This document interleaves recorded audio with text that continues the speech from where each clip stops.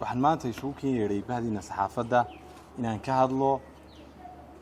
arrimo shalay ka hadlay gudoomiyaha xisbiga mucaaradka ee wadani mudane Cabdiraxmaan Maxamed Cabdulaahi Cabdiraxmaan Ciro hadalladaas oo daaranaa dood uu gudoomiyuhu ka keenay xariga xildhibaan Dhakool gudoomiye Ciro wuxuu yiri xildhibaan Dhakool sharci darro ku xidhan yahay waana dastuur jebin xarigiisu sideedaba horta waa dastuur jebin waxaan leeyahay xildhibaan Dhakool sharci darro kuma xidhna sifa sharciga waafaqsan ayuuna ku xidhan yahay wuxuuna si cad ugu xadgudbay jiritaanka iyo gooniisutaaga iyo sharciyada iyo dastuurka uu xildhibaanka ku yahay ee dalka Jamhuuriyadda Soomaaliland Dhakool wuxuu sheegay in 18 May ay tahay maalin madow wuxuu sheegay inay tahay maalin aan gobonimo lahayn maalin qaranna aan ahayn wuxuu sheegay inay tahay maalin aan Soomaaliland taariikh u lahayn wuxuu sheegay inay tahay maalintii la qixiyay beelaha darafyada edimay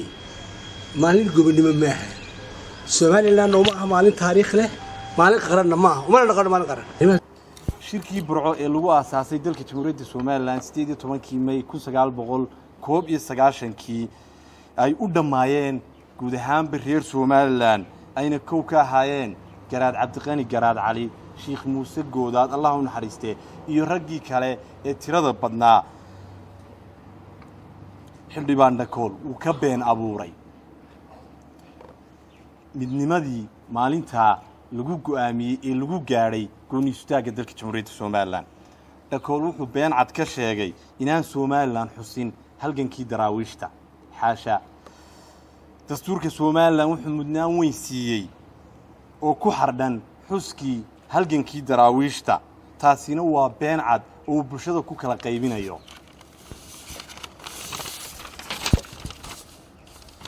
haddaba sida ku cad warqadda ka soo baxday xafiiska xiriiryaha guud ee sumadeedu tahay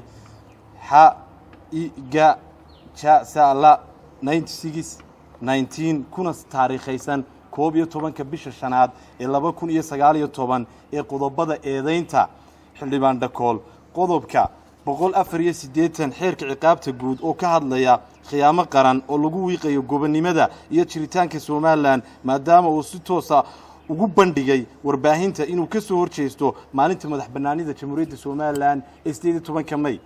qodobka 213 xeerka ciqaabta guud oo dhigaya iska horkeenis bulshada Soomaaliland sababtoo ah waxa uu shir-saxaafadeedkiisa ku sheegay in maalintaasi tahay maalintii la qixiyay beelaha darafyada Soomaaliland una tahay maalin madow halka beelaha SNM ka dhigayaan maalin qaran soona saaran caruurtooda iyo dumarkooda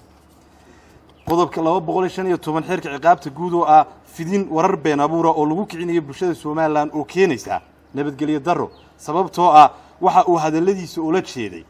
inuu ku waxyeeleeyo midnimada iyo wadajirka shacbiga Soomaaliland si ay u abuuranto jawi colaadeed iyo nabadgelyo darro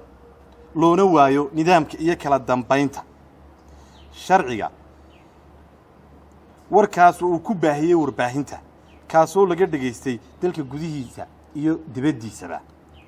dembiyadaas oo ah kuwa ka dhana qarannimada Soomaaliland isla markaana qabashadiisu ay waajib tahay isla markiiba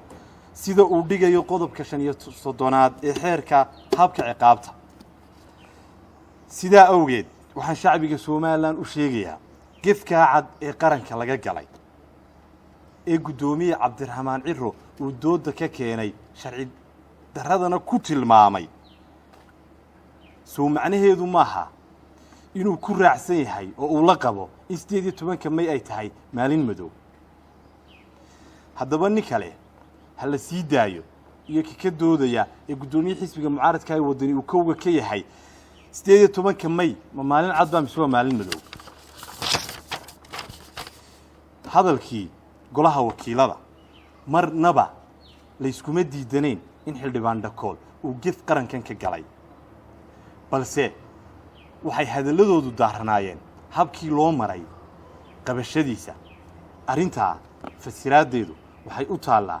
labada hay'adood ee xiraalinta iyo sharci dejinta